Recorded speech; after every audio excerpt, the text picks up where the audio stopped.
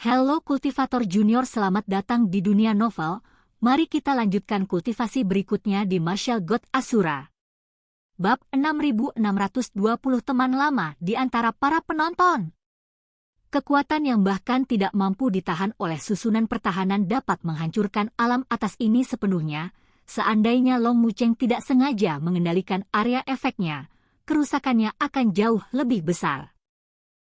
Bahkan riak kecil pun cukup untuk meratakan gunung dan sungai yang tak terhitung jumlahnya serta merenggut nyawa yang tak terhitung jumlahnya.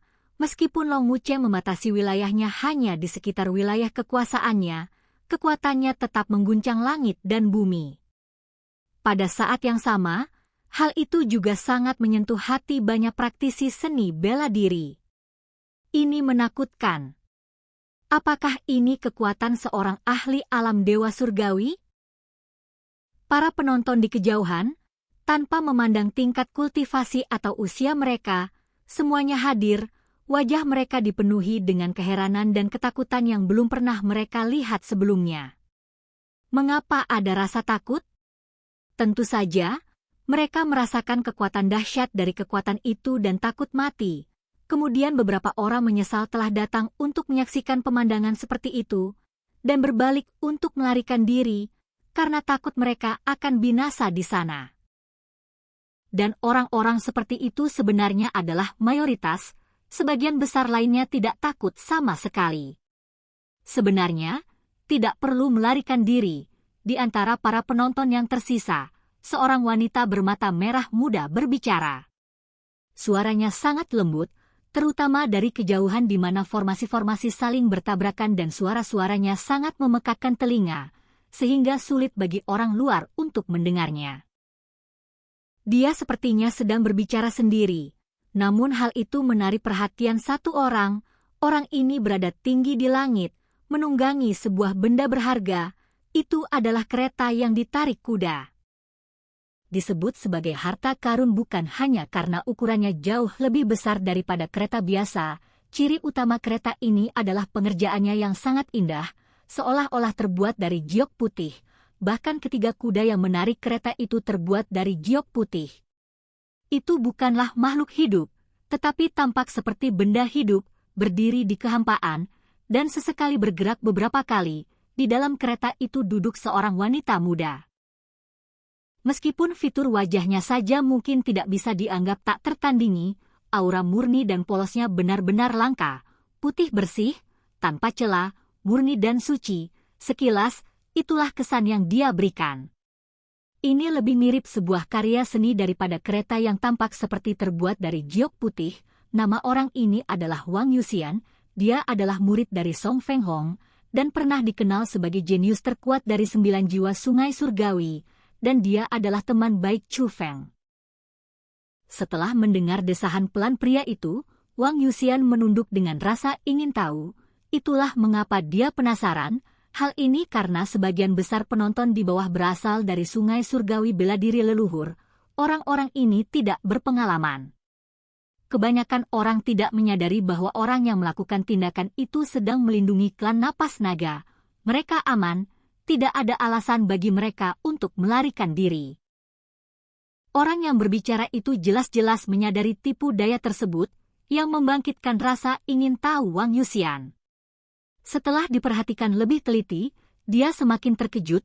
Wanita bermata merah muda itu sangat cantik, mata merah mudanya sangat mencolok, dan dia memancarkan aura mulia dalam setiap gerakannya. Temperamen seperti ini tidak dapat dikembangkan melalui cara-cara biasa. Wang. Tiba-tiba, tatapan Wang Yuxian berubah, karena wanita bermata merah muda itu benar-benar mendongak dan menatap ke arahnya. Namun, kereta giok putih miliknya ini adalah hadiah dari Xian Miao Miao. Tidak hanya memiliki kecepatan perjalanan yang sangat cepat, tetapi juga memiliki kemampuan yang kuat untuk menyembunyikan diri. Saat ini dia sedang bersembunyi, tetapi tatapan wanita bermata merah muda itu jelas menunjukkan bahwa dia telah melihatnya. Namun, wanita bermata merah muda itu hanya melirik Wang Yuxian. Dia tidak mengatakan apapun. Mereka kemudian mengalihkan perhatian mereka kembali ke serangan klan Nafas Naga terhadap Istana Suci Tujuh Alam. Jadi, mereka orang luar? Setelah menghela napas, Wang Yuxian tidak terlalu memikirkannya dan mengalihkan pandangannya ke medan perang klan Napas Naga. Lagi pula, sejak aliansi klan Chu secara terbuka merekrut, orang-orang dari seluruh penjuru Sungai Surgawi telah datang ke Sungai Surgawi bela diri leluhur. Ada terlalu banyak orang luar yang kuat di Sungai Surgawi bela diri leluhur, meskipun dia berada di Sungai Surgawi 9 jiwa, tempat itu juga dilupakan oleh dunia seni bela diri. Namun pada kenyataannya, mereka juga orang luar, namun Wang Yuxian tidak datang ke sini untuk menonton pertunjukan. Dia ingin bergabung dengan aliansi klan Chu. Yang tidak diketahui Wang Yuxian adalah, sebenarnya, wanita bermata merah muda itu adalah kenalan lama Chu Feng. Wanita bermata merah muda itu bernama Mo Yuhan. Kakek Mo Yuhan dan guru Long Xiao Xiao, Master Ning Yu, sama-sama berasal dari sekte abadi langit surgawi, namun, mereka selalu menyembunyikan identitas mereka dan diam-diam bekerja untuk sekte abadi langit surgawi. Sebelumnya di Sungai Surgawi Totem, hal itu terjadi karena sekte abadi langit surgawi bergabung dengan Long Lin untuk menghadapi klan Naga Totem. Mereka sedang melakukan persiapan, namun, kakek Mo Yuhan meninggal sebelum ia sempat menyaksikan Long Lin melancarkan pemberontakan melawan klan Naga Totem. Penyebab kematian dapat dikaitkan dengan nasib buruk.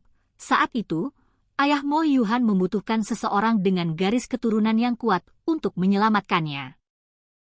Kakek Mo Yuhan menemukan bahwa garis keturunan Chu Feng sangat luar biasa, dan dia mulai memiliki pikiran jahat. Namun siapa sangka bahwa Taois tua berhidung sapi itu berada di sisi Chu Feng saat itu. Bagaimana mungkin Taois tua berhidung sapi itu mentolerir seseorang yang menginginkan garis keturunan Chu Feng? Kakek Mo Yuhan dibunuh oleh seorang Taois tua berhidung sapi.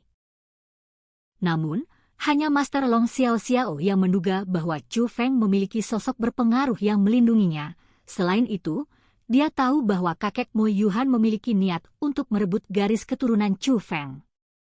Oleh karena itu, muncul spekulasi bahwa kakek Mo Yuhan dibunuh oleh seseorang di belakang Chu Feng, namun karena dia tidak melihatnya dengan mata kepala sendiri, itu hanyalah spekulasi. Adapun Mo Yuhan, dia tidak tahu bagaimana kakeknya meninggal, dia pergi setelah mengetahui kematian kakeknya. Kehidupannya sebelum itu diatur oleh kakeknya, setelah kakeknya meninggal, dia kehilangan arah, ini seperti cangkang tanpa jiwa, melayang tanpa tujuan. Namun, di bagian galaksi Bima Sakti manapun dia berada, dia bisa mendengar berita tentang Chu Feng, dan berita yang menyusul kemudian lebih mengejutkan daripada yang sebelumnya. Dia bahkan ragu apakah Chu Feng yang terkenal itu adalah Chu Feng yang sama yang dia kenal, sampai Istana Suci 7 Alam mengeluarkan surat perintah penangkapan untuk Chu Feng, wajah buronan Chu Feng ada di mana-mana. Kemudian dia menyadari bahwa Chu Feng yang dikenalnya sebelumnya sebenarnya adalah putra dari Jieran King yang terkenal.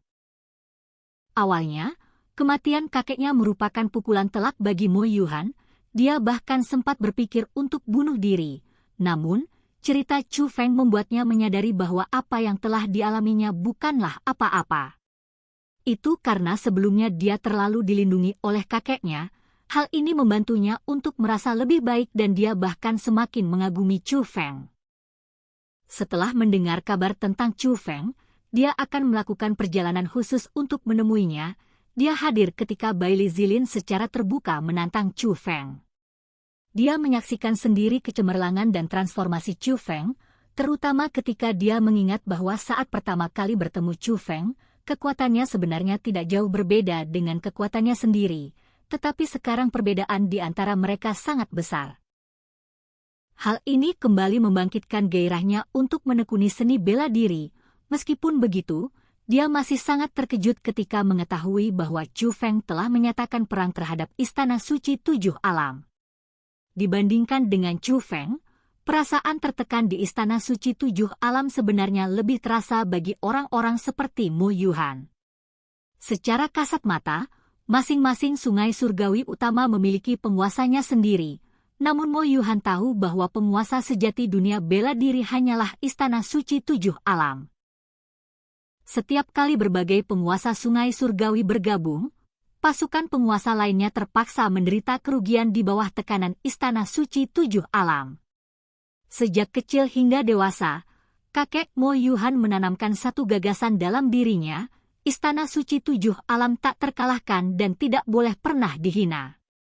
Namun, ketika mereka mengetahui bahwa aliansi klan Chu telah muncul dan secara berturut-turut mengalahkan wilayah Istana Suci Tujuh Alam di Sungai Surgawi bela diri leluhur, dia sangat terkejut. Kemudian dia menyadari bahwa mungkin Istana Suci Tujuh Alam bukanlah tak terkalahkan, Chu Feng mungkin adalah orang yang menggulingkan Istana Suci Tujuh Alam. Dia mungkin sedang menyaksikan lahirnya sebuah legenda. Dia merasa bahwa jika hal ini benar-benar bisa diwujudkan, dia ingin terlibat. Itulah mengapa dia datang ke sini, tujuannya adalah untuk bergabung dengan aliansi klan Chu. Lagi pula, dia tidak punya apa-apa lagi untuk kehilangan dan sudah lama menyimpan pikiran untuk bunuh diri. Sekalipun ia harus meninggal, ia ingin meninggal dengan cara yang bermakna. Jika kita bisa mengikuti Chu Feng, kita bisa melawan Istana Suci Tujuh Alam, penguasa kuat yang menindas semua kekuatan, sekalipun itu berarti kematian, itu akan sepadan. Bum bum bum. Raungan yang sangat melengking bergema di seluruh ruangan. Long Wucheng dari klan Napas Naga bahkan lebih dahsyat, terpancar dari hantu naga emas yang mereka panggil. Susunan penyegelan Istana Suci Tujuh Alam sudah berada di ambang kehancuran. Semua orang dapat melihat bahwa formasi penyegelan yang kuat itu akan segera runtuh. Kultivator Junior, sudah saatnya kita akhiri kultivasi saat ini. Kita akan lanjutkan kultivasi Martial God Asura berikutnya di dunia novel.